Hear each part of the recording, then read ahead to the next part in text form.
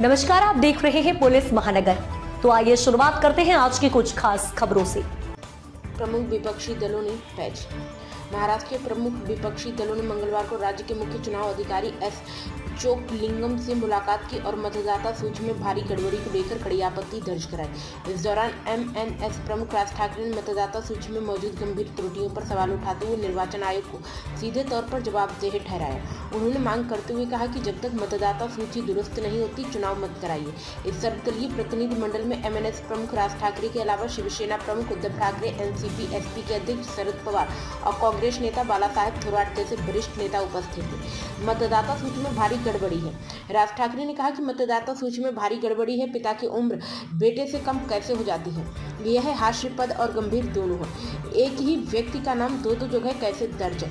जब तक मतदाता सूचियों में सुधार नहीं होता, तब तक चुनाव मत कराइए। मतदाता पंजीकरण क्यों रोक दिया गया? राज ठाकरे ने यह भी सवाल उठाया कि जो युवा 18 वर्ष के हो रहे, उन्हें मतदान का अधिकार क्यों नहीं दिया जा रहा है और चुनाव की घोषणा न होने के बावजूद अचानक मतदाता पंजीकरण क्यों रोक दिया गया? उन्होंने कहा कि आपको 31 जनवरी तक चुनाव कराने का आदेश है। पहले हमें बताइए, क्या आप सच में चुनाव के लिए तैयार हैं? जब मतदाता सूची में इतनी बड़ी गड़बड़ी है तो चुनाव कैसे कराएंगे? किसे वोट मिलता है, यह समझ नहीं आता। राज ठाकरे ने इस मुद्दे पर विस्तृत चर्चा के लिए राज्य निर्वाचन आयोग के प्रमुख को बुलाने की भी मांग की है। बैठक के दौरान उद्धव ठाकरे ने भी मतदान प्रक्रिया पर संदेह व्यक्त करते हुए कहा, किसे वोट मिलता है यह तक समझ नहीं आता। इसी संदर्भ में राज ठाकरे ने कहा कि देश भर में कहीं चुनाव हो रहे हैं तो महाराष्ट्र वीवीपैट मशीन लाओ, चुनाव में वीवीपैट लगाओ। विपक्षी दलों की मंगलवार को बैठक लगभग सवा घंटे चली, जिसमें सभी नेताओं ने गंभीर मुद्दे उठाए।